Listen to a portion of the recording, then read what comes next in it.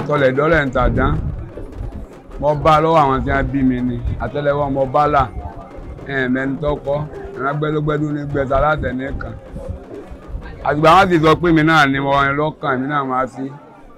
ìgbà náà mo ti bẹ̀rẹ̀ láìjọ mo ti ń bá bọ̀ mo lọ́lá mo bímọ ayé mọ̀ mí òun mi.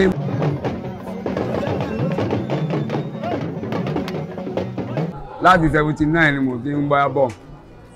iléèwé girama ni mo wà ńgbà náà ẹni tí òjò ń tẹ̀síwájú ni pé eégún yìí òjò wọn ò lè bá mi wí torí agbára ń bẹ lára rẹ̀ tó pọ̀ kò sí téèyàn béèrè ń bẹ tí ò rí rí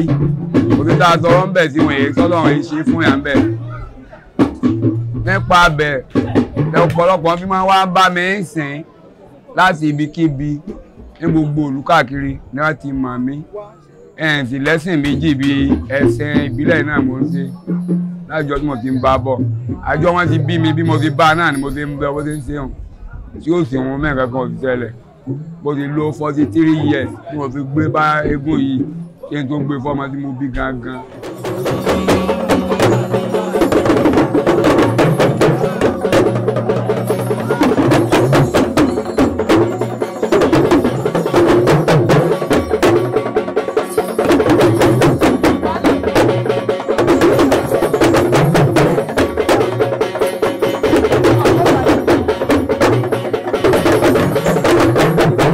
Eégún èsè nǹkan kan tó rọ̀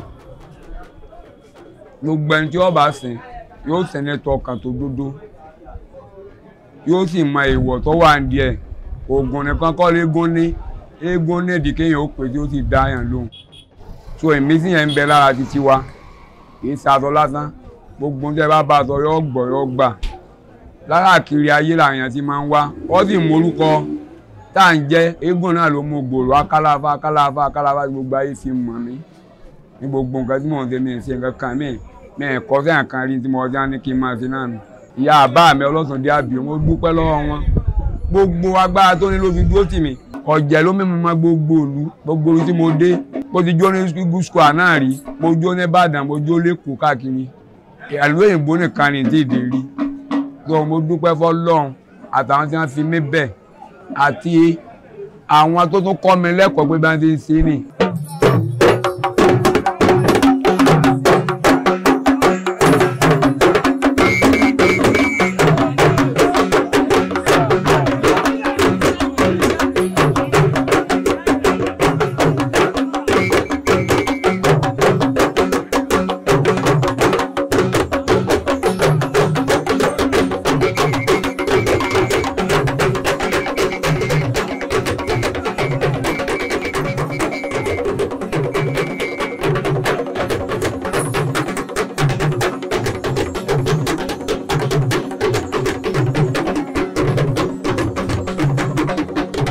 Ẹ máa rí ti ń ṣe